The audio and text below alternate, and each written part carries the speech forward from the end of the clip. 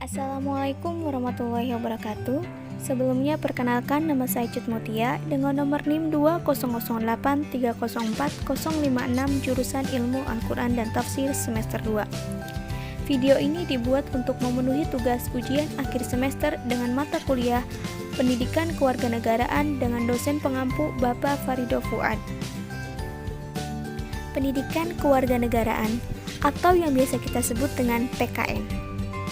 Di sini saya sudah mencatat beberapa poin penting yang bisa dilihat pada tayangan video kali ini. Jadi, saya tidak akan berbicara terlalu banyak, hanya sedikit menyimpulkan dari pembahasan tersebut. Kesimpulannya ialah, pendidikan kewarganegaraan merupakan muatan pendidikan formal yang memiliki tujuan untuk membentuk karakter sesuai dengan cita-cita nasional. Semakin tingginya pendidikan seseorang, diharapkan dapat berpikir idealis dan berorientasi pada diri sendiri dan orang lain. Selanjutnya, identitas nasional.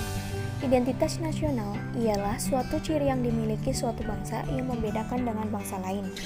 Kemudian ada faktor pembentuk identitas nasional, yaitu yang pertama ada primordial atau kekerabatan, ada sakral atau keagamaan, ada tokoh atau seseorang yang disegani, lalu ada kesadaran akan Bhinneka Tunggal Ika, persamaan sejarah, perkembangan ekonomi, dan kelembagaan. Untuk memahami apa itu identitas nasional, kita harus menggali sumber tentang identitas nasional seperti pada sumber historis, yakni berupa sejarah, sosiologis, yakni interaksi antar budaya, politik, yakni berupa ciri khas seperti bendera merah putih, Bhinneka Tunggal Ika, dan sebagainya.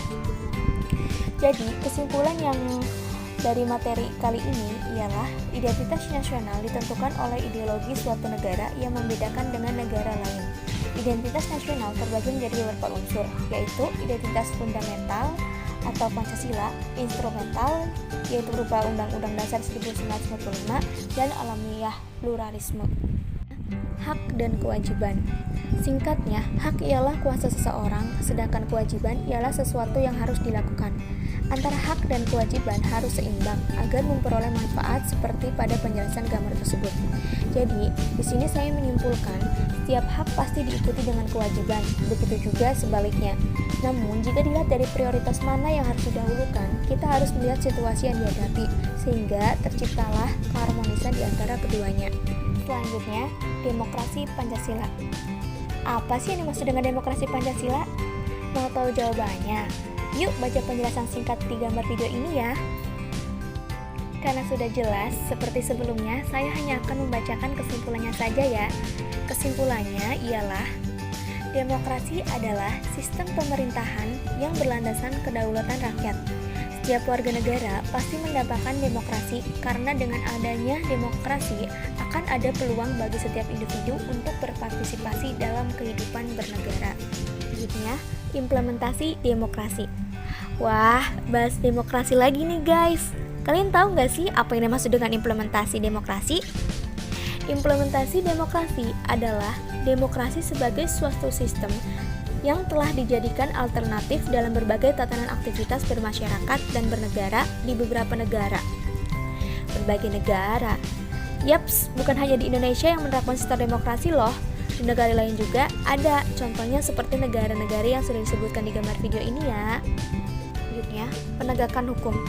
Penegakan hukum adalah proses dilakukannya upaya untuk tegaknya atau berfungsinya norma-norma hukum secara nyata. Kita tidak bisa menghindari masalah, begitu juga dengan masalah dalam suatu negara. Yang bisa kita ketahui, banyak permasalahan seperti ketidakadilan pada masa ini. Oleh sebab itu, konsep penegakan hukum harus dilaksanakan sesuai dengan tujuan negara, yakni seperti yang terkandung dalam sila Pancasila, guna untuk menciptakan kebaikan bersama. Kesimpulannya, setiap negara memiliki peraturan hukum, namun semua itu tidaklah cukup tanpa adanya penegakan dan kepastian hukum. Karena apabila hukum tidak dapat ditegakkan secara nyata, maka disitu pula lah kepercayaan terhadap pemerintah akan menurun. Selanjutnya, wawasan Nusantara.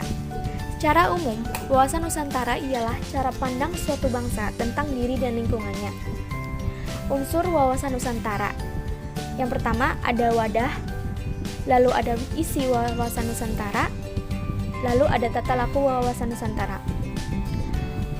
Faktor wawasan Nusantara terbagi menjadi 3. Yang pertama ada wilayah geografis, lalu geopolitik dan geostrategi, dan ada perkembangan wilayah dan dasar hukumnya. Hakikat wawasan Nusantara ialah keutuhan Nusantara dalam pengertian cara pandang yang selalu utuh, menyeluruh dalam lingkup Nusantara demi kepentingan nasional. Kesimpulannya, wawasan Nusantara sangat penting karena dapat berfungsi sebagai pedoman dan panduan dasar bagi penyelenggaraan kehidupan yang memberikan motivasi dorongan untuk mencapai tujuan.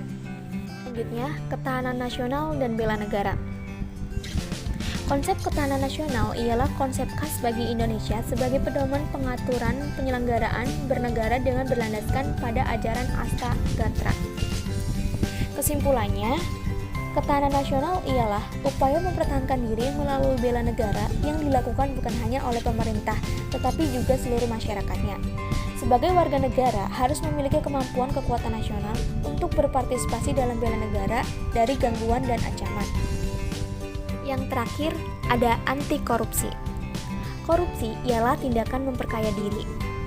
Korupsi terbagi beberapa jenis, yaitu memberi atau menerima hadiah atau biasa kita sebut dengan penyuapan, lalu ada penggelapan dalam jabatan, lalu ada pemerasan dalam jabatan, dan ada ikut serta dalam pengadaan.